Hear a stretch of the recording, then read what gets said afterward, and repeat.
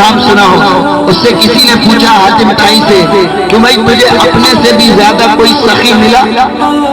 اپنے سے بھی زیادہ سخی ملا؟ کہا ایک آدمی مجھے اپنے سے بھی زیادہ سخی ملا۔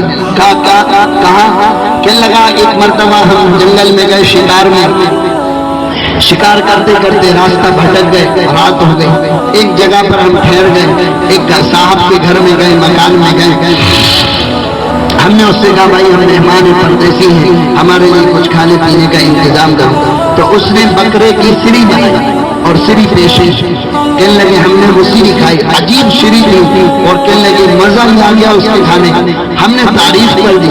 اس نے تھوڑی دیر کے بعد ایک اور پیش کر دی، ہمارے ساتھیوں نے اس کی بھی تعریف کر دی، اس نے ایک اور پیش کر دی، کہنے لگے ہم تعریف کرتے رہے اور وہ ہمیں پھر پیش کرتا رہا، کہنے لگے رات ہوئی ہم سوئے، جب صبح کو اس کے گھر سے جانے لگے تو ہم نے دیکھا اس کے میدان کے اندر، سب سے پوچھا او بھائی دل میں یہ کیا؟ تمہارے نبی نے فرمایا من کان یؤمن باللہ والیوم الآخر فلیکرم ضیفہ، جو اللہ پر اور آخرت کے دن پر ایمان رکھتا ہو وہ اپنے مہمان کا اکرام کرے، اور مہمان کسی چیز کی تعریف کرے اور پھر یوں کہہ دیا جائے کہ وہ چیز ختم ہو گئی ہے اور کم ہو گئی ہے، یہ تو مہمانی کے اصول کے خلاف ہے۔ کہنے لگے اس کی سخاوت کو ہم نے دیکھا تو ہمیں اپنی سخاوت مان پڑ گئی، اور پھر میں نے اس سے پوچھا اب تیرے پاس کچھ بچا ہے؟ کہنے لگا کل کائنات یہ تھی، یہ سب آپ کے اکرام میں میں نے لٹا دی۔